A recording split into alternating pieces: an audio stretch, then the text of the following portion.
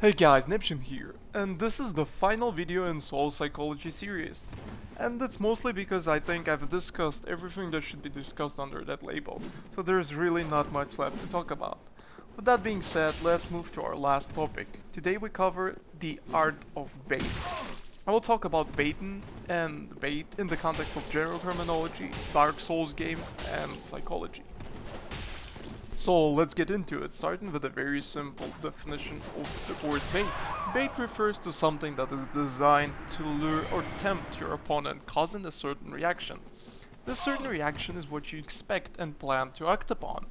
Bait is an act of trading something in order to cause further reaction, so you can capitalize on it. So what does it mean in the context of Dark Souls PvP? Well, pretty much the same thing for the most part. In context of Dark Souls PvP, bait is a set of actions that are designed to trick and lure your opponent into a trap, so that you can capitalize on that fact.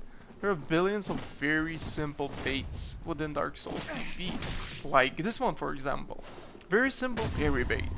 You whiff the first attack and expect your opponent to try to capitalize on it, but instead of rolling away, you parry, making the first whiff a parry bait. Now those baits are really shitty, and I can give you 1,000 of examples of similar quality baits, and I don't really see any point in talking about those because they're kinda obvious, very old, and work against only bad players. Instead, today I want to address the bait that you may see when two equally skilled opponents face each other. I know it may sound counterintuitive, debatable, or whatever, but this is the actual bait in the game. This is the default stance of any duel that involves skilled players.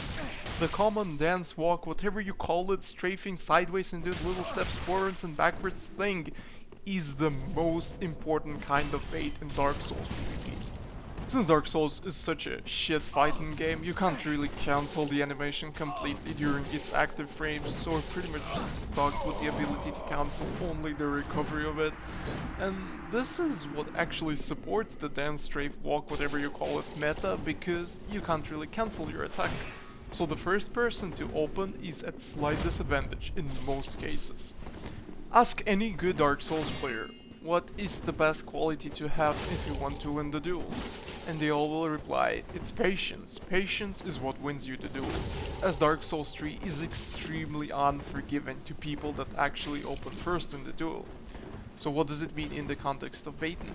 It means that when you see two equally high skilled players face each other, they default in this strafe walk dance, walking in and out of each other's range stance, trying to not open first, and instead they're being ready to react to the opening of the opponent adequately. This is a real game of chicken, and whoever thinks they're good enough to open and go for an attack is gonna give up on it and give the advantage to other person, which is not something you want if you want to win the duel. People have called it spacing, zoning, whatever, but in reality the purpose of this dance is to deceive your opponent, lure them into attacking you first by either being extremely passive within the striking distance, taunting them, or just repeatedly getting in and out of it. Now, some of you be like, so what's the role of psychology in all of this?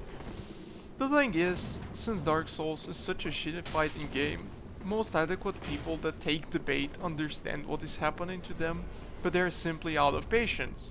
The patience is what the skill is in this game.